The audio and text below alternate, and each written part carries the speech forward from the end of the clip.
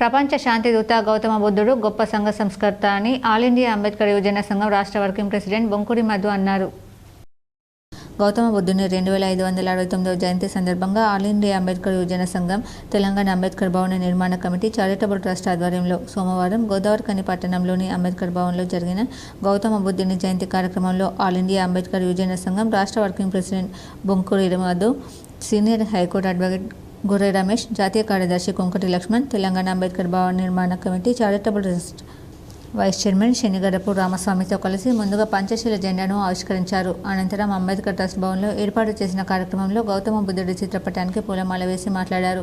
శాంతి, సహనం, సత్య మార్గం, సమత మార్గాలను అనుసరించడం వల్లనే మానవులకు మనుగడ ఉంటుందని బోధించిన తథాగతుడు గౌతమ బుద్ధుడని అన్నారు. రాజుగా రారాజుగా ప్రపంచాన్ని ఏలే అన్ని హంగులు ఉన్నప్పటికీ తన రాజు పదవిపై వ్యామోహం లేకుండా ప్రజాక్షేమమే తన లక్ష్యంగా బుద్ధుడు బోధనలు చేశారని అన్నారు. భారతదేశంలో పుట్టిన బౌద్ధ మతం అనేక దేశాల్లో విస్తరించిందని, గౌతమ బుద్ధుని ప్రవచనాలే ఈ రోజు దేశానికి మార్గదర్శనం అన్నారు.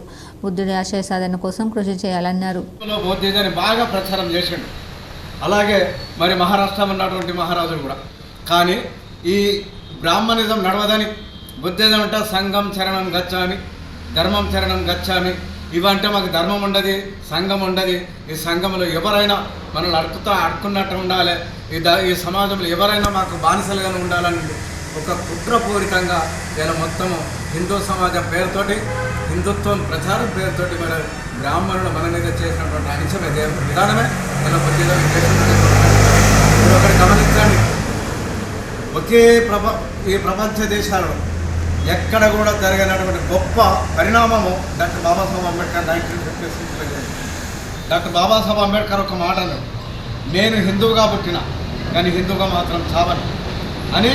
రాష్ట్రకు బుద్ధిజం ఒకేసారి 5 లక్షల మందితోటి, భారతదేశంలో 5 లక్షల మందితోటి మరి బుద్ధిజాన్ని స్వీకరించినటువంటి మహోన్నతమైనటువంటి వ్యక్తి డాక్టర్ బాబాసాహెబ్ అంబేద్కర్ వారసులు.